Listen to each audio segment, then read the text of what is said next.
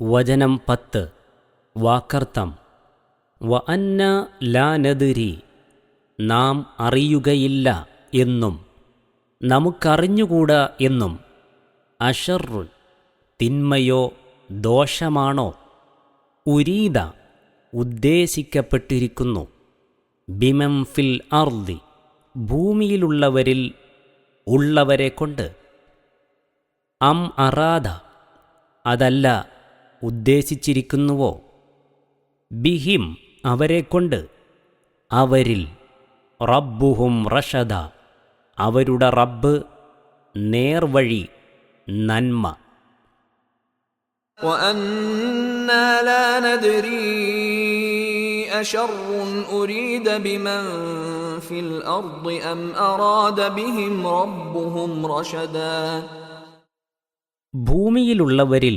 തിന്മയാണോ ഉദ്ദേശിക്കപ്പെട്ടിരിക്കുന്നത് അതല്ല അവരുടെ റബ്ബ് അവരിൽ നേർവഴി അഥവാ നന്മ ഉദ്ദേശിച്ചിരിക്കുന്നുവോ എന്ന് നമുക്കറിഞ്ഞുകൂടാ എന്നും.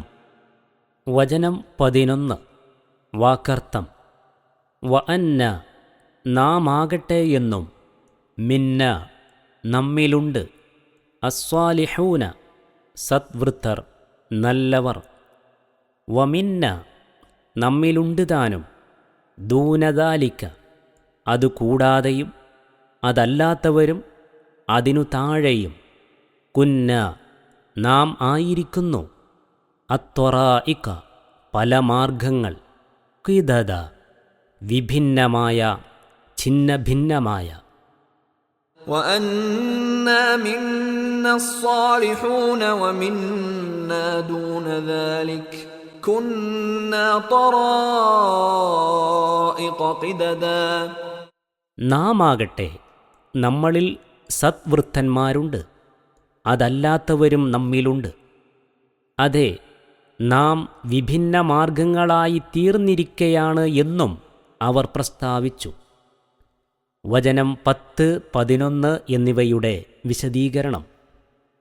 ആകാശത്ത് കാവൽ ഏർപ്പെടുത്തിക്കൊണ്ട് തങ്ങളുടെ പ്രവേശനം തടയപ്പെട്ടിരിക്കുന്നത് മൂലം വല്ല അനിഷ്ട സംഭവങ്ങളും ഭൂമിയിൽ സംഭവിക്കുവാൻ പോകുന്നുണ്ടോ അതല്ല വല്ല നന്മയും ഭൂമിയിലുള്ളവർക്ക് അതുമൂലം വരുവാനിരിക്കുന്നുവോ എന്ന് തങ്ങൾക്ക് അറിഞ്ഞുകൂടാ എന്നത്രേ 10-ാം വചനത്തിൻ്റെ സാരം.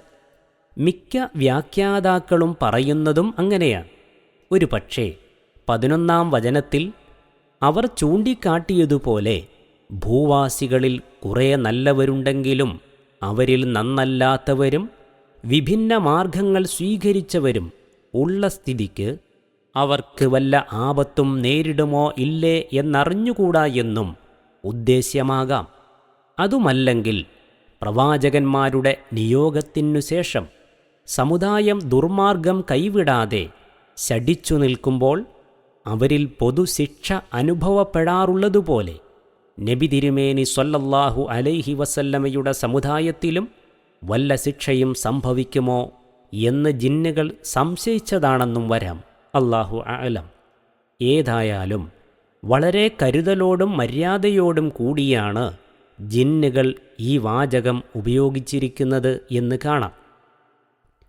നമുക്കും അതിൽ നല്ല മാതൃകയാണ്.